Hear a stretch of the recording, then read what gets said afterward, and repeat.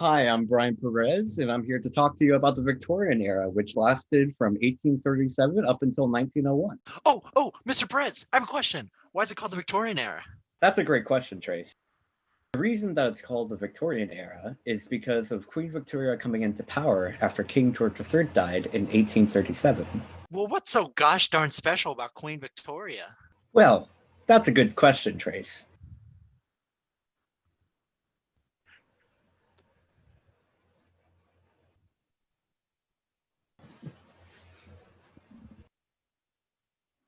Welcome to the Late Show with your host, Brian Perez. Oh, thank you. Yes. Thank you. Yes. Thank you so much. Yes. Thank you. Thank you.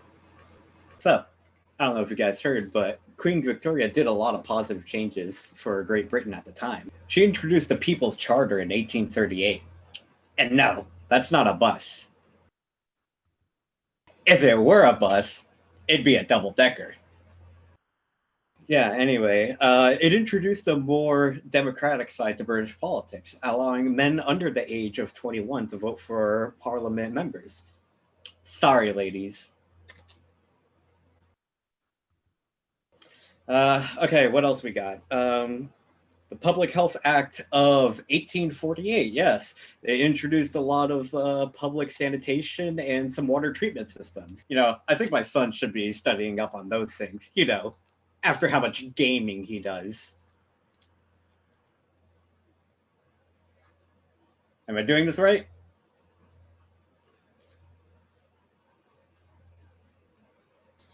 Okay, what's next? Yes, the Vaccination Act of 1853, which required people to get vaccinated for smallpox. Given how many people were affected by it, it should have been called Big Pox.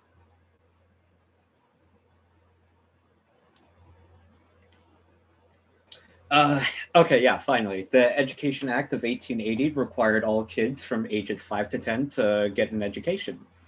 I guess you could say those kids got pretty schooled.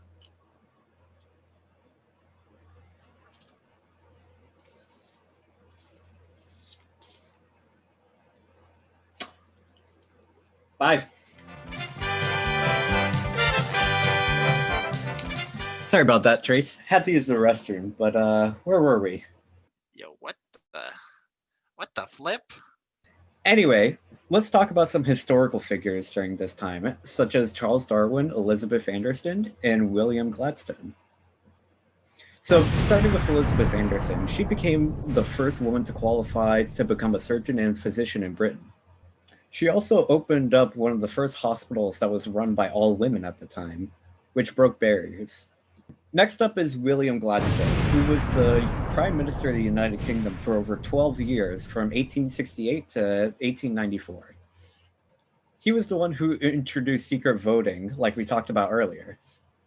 He also introduced the Representation of the People Act of 1884, which allowed people from the countryside and towns to vote, thus obviously allowing more people to vote. And Charles Darwin... Charles Darwin was born on February 12, 1809 in Shrewsbury, England. He waited more than 20 years to publish his groundbreaking theory on evolution. Darwin's 5-year voyage across the world on the HMS Beagle, which ended in 1836, provided him with some valuable research that helped contribute to his theory of evolution and natural selection. He didn't present this amazing theory until 1858. Darwin suffered from a chronic illness. After returning from his voyage, Darwin experienced exhaustion, nausea and headaches, most likely caused from a parasitic illness. Why can't your imaginary friend fix that? Anyway, speaking of Charles Darwin's great book, let's have Alex talk about some more great books. Thank you, Brian. And I'm out here on the streets of LA to talk to everyone about their favorite pieces of Victorian... We're going to talk about Victorian literature. Let's go. Excuse me. What is your favorite piece of Victorian literature? Well, I love all of the work by Charles Dickens. You may know him for such classics as A Christmas Carol and Oliver Twist. Sir! Piece of Victorian literature. Yeah, personally, I like Lewis Carroll. He wrote Alice in Wonderland and like all those sequel books. He's a pretty good author, if I do say so myself. Oh, thank you very much.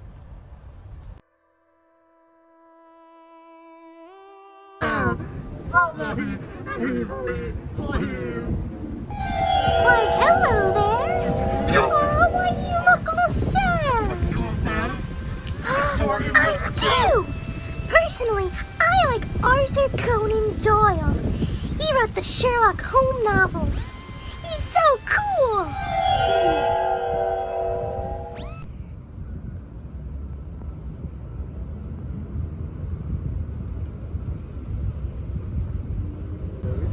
Wow, Alex, that sure is neat. Thank you.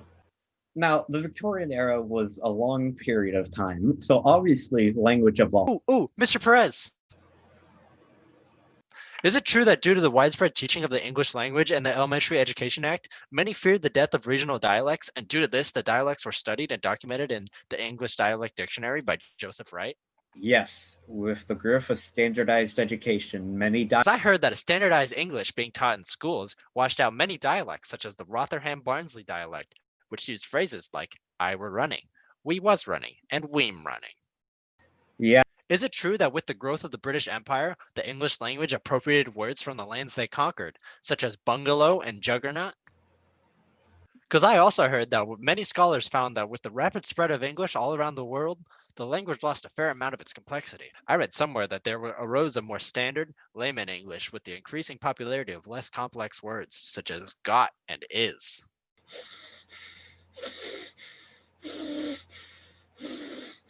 We talked about a lot of improvements that happened in Britain during this Victorian era, but I do want to talk about one example of the British doing something negative, right? Which is the Irish potato famine. Oh my god, is that who I think it is? Hey, it's me, real life Peter Griffin from Family Guy, to tell you all in Miss Curitan's class about the Irish potato famine. It sucked. They couldn't grow potatoes and over 1 million people died. And you know who's to blame? The British. Anyway, bye. Yes. Thank you, Peter Griffin. They shouldn't take away from the fact that the United Kingdom was going through a time of drastic change of not only itself, but the world as a whole. Thanks for watching. See you in the next one.